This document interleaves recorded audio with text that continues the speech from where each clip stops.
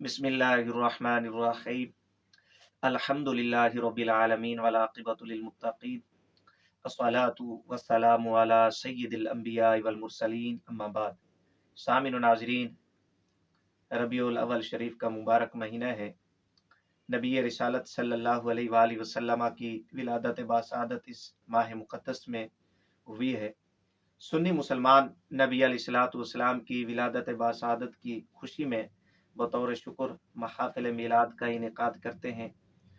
जिसमें कुरान ख़ानी, ज़िक्र व अज़कार, नबी रिसालत सल्लल्लाहु अलैहि वसल्लम की ज़ात बाबरकत के ऊपर दुरूद व सलाम के नजराने पेश किए जाते हैं।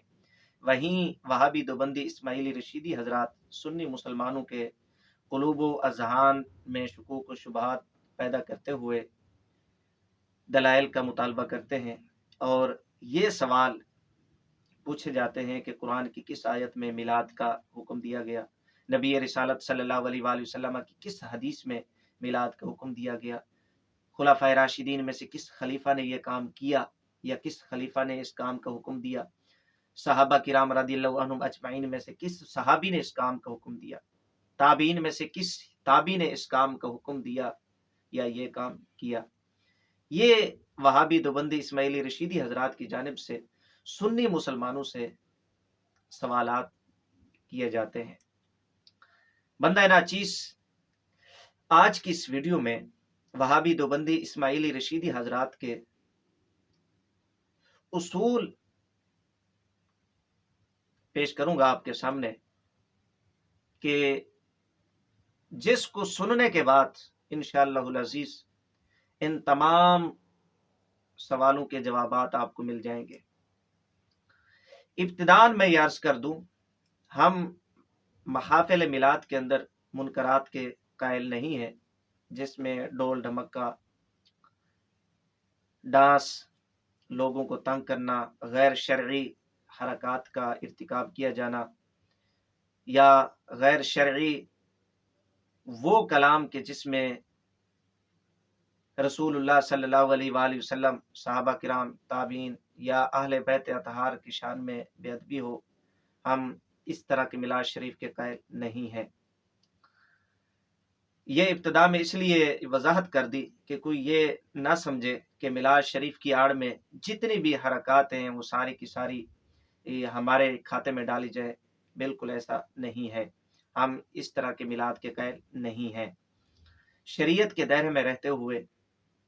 रसूलुल्लाह सल्लल्लाहु अलैहि वसल्लम की तारीफ, रब ताला की हम्द व सना, नबी अलैहिस्सलाम की ज़ात बाबरकत के ऊपर दुरूद व सलाम, कुरान ख़ानी, हम इस मिलाद के कायल हैं। दूसरी बात, वहाबी देवबंदी इस्माइली रशीदी हजरात की जानिब से जो सवालात किए जाते हैं कि दलील ख़ास पेश करो, कुरान की किस आयत में मिलाद का हुक्म है, नबी अलैहिस्सलाम की किस हदीस में मिलाद का हुक्म है, खुलाफाए राशिदीन में से किस खलीफा का यह कौल है, सहाबा किराम रदियल्लाहु अन्हु में से किस सहाबी ने इसका हुक्म दिया या किया, ताबीन में से किस ताबी ने इस काम का हुक्म दिया या किया। ये वहाबी देवबंदी इस्माइली रशीदी हजरात की जानिब से सवालात किए जाते हैं। मैं अब वहाबी देवबंदी इस्माइली रशीदी हजरात की कुतुब से एक उसूल रखना चाहता हूँ अवाम अहले सुन्नत की बारगाह में, और उसके बाद इंशाअल्लाहुल अजीज इन तमाम सवालों के जवाबात आपको मिल जाएंगे। ये मेरे पास किताब है बवादिर नवादिर, फिरका वहाबिया दयाबना इस्माइलिया के हकीम मौलवी अशरफ अली थानवी, जिनके पाँव धोकर पीना वहाबी देवबंदी इस्माइली रशीदी हजरात के बकौल निजात का सबब है। सफ़ा नंबर 458 है और इसके बारे में वहाबी देवबंदी हजरात कहते हैं कि ये सबसे आखिरी किताब है थानवी की। उसूल लिखते हैं, जवाज की दलील यही काफी है कि अदम जवाज की कोई दलील नहीं। सफ़ा नंबर 458 के ऊपर हमसे वहाबी देवबंदी इस्माइली रशीदी हजरात ये कहते हैं कि जायज होने का आप सबूत दें। कुरान की किस आयत में जायज करार दिया गया, हदीस में कहाँ जायज करार दिया गया, सहाबा किराम में से किस सहाबी ने इसको जायज करार दिया है,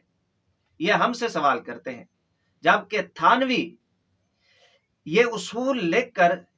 اسی اصول سے استدلال بھی کر رہا ہے ایک دوسرے مسئلہ میں کہ جواز کی یہی دلیل کافی ہے کہ اس میں عدم جواز کی کوئی دلیل نہیں ہے۔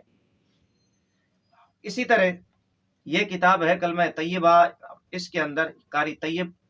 جو وہابی دیوبندی اسماعیلی رشیدی حضرات کے حکیم الاسلام ہیں، اور اسی طرح تھانوی اور مولوی زکریا وہابی دیوبندی تبلیغی، ان کے رسائل کا مجموعہ ہے کلمہ طیبہ کے حوالے سے۔ صفحہ نمبر 356 کے اوپر یہی اصول لکھتے ہیں دوسرے الفاظ میں، یہ کہتے ہیں معقول صورت استدلال اگر ہو سکتی ہے تو وہ اس بات ہی کی ہو سکتی ہے جس میں مانعین کلمہ سے بطور دلیل نقص یہ کہا جائے گا کہ یا تو کلمہ طیبہ کی ممانعت کسی ایک ہی صحابی کے قول و فعل سے دکھلا دی جائے جس میں اس کے خلاف نکیر یا ممانعت کی گئی ہو، ورنہ اسے جائز سمجھے۔ یہ قاری طیب لکھتا ہے کہ جو لوگ کلمہ طیبہ سے منع کرنے والے ہیں، اعتراض کرنے والے ہیں کلمہ طیبہ پر کہ قرآن میں کہاں کلمہ طیبہ آیا ہے، لا الہ الا اللہ محمد الرسول اللہ، نبی رسالت صلی اللہ علیہ وآلہ وسلم کی کس حدیث میں یہ کلمہ طیبہ لا الہ الا اللہ محمد الرسول اللہ کس حدیث میں آیا ہے؟ تو اس کا جواب دیتے ہوئے قاری طیب کہتا ہے ہم یہ کہیں گے کہ کس صحابی سے اس کی نکیر آئی ہے، کس نے لا الہ الا اللہ محمد الرسول اللہ سے منع کیا ہے۔